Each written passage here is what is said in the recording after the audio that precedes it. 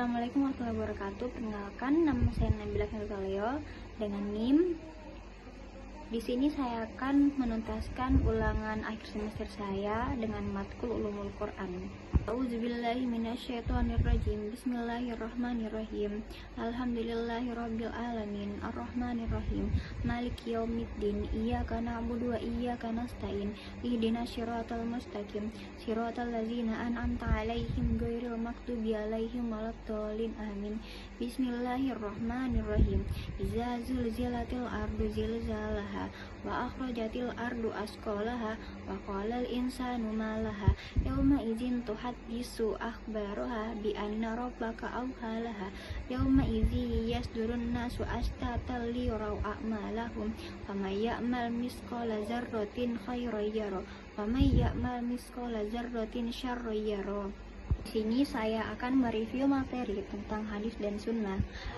Sunnah ialah sebuah perkataan atau perbuatan yang disandarkan kepada Nabi baik dalam keadaan sadar maupun tidak sadar. Sedangkan hadis sama halnya dengan sunnah, tetapi hadis adalah bentuk dari sunnah yang telah tervalidasi atau yang telah dibukukan.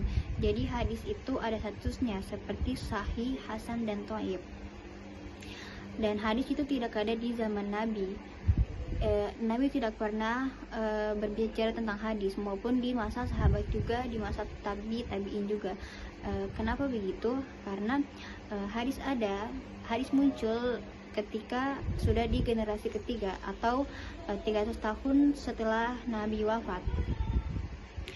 Kenapa harus ada hadis? Karena itu adalah bentuk sunnah yang harus tervalidasi dan terverifikasi, yang disebut dengan ulumul hadis atau uzulul hadis.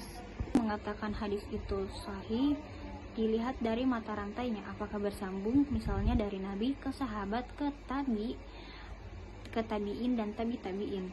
Apakah ada orang di generasi sahabat, ada orang di generasi tabi'in, ada orang di generasi tabi'in ada.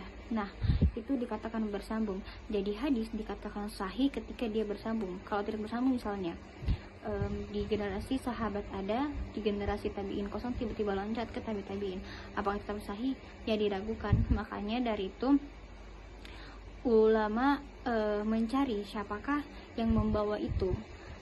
Kenapa di tabi'in kosong? Kemudian kriteria yang kedua adalah diuji kredibilitas dari mata rantainya.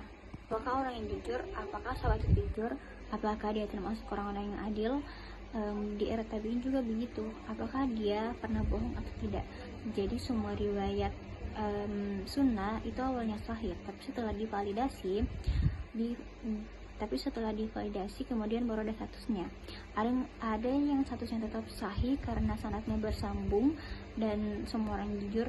Ada pula yang berubah statusnya menjadi lemah karena sanadnya tidak cukup kuat atau mata rantainya tidak bersambung. Sekarang proses validasi itu untuk tetap sahih, selain sanadnya dia periksa juga redaksinya, memeriksa redaksi apakah sesuai dengan Al-Quran, karena fungsi dari hadis adalah mubayyin atau yang menjelaskan. Jadi hadis itu menjelaskan ayat-ayat Al-Quran secara umum dan global. Contohnya, ayat Al-Quran memerintahkan kita untuk sholat, tapi dia tidak menjelaskan tata cara sholat, dan itu dilihat dari hadis. Jikalau ada ayat Al-Quran yang tidak jelas keterangannya, maka bisa dicari di dalam hadis. Al-Quran dalam agama kita itu sama saja dengan Pancasila, sedangkan hadis itu sama saja dengan Undang-Undang Dasar. Itu saja review materi dari saya. Lebih dan kurangnya mohon dimaafkan. Wassalamualaikum warahmatullahi wabarakatuh.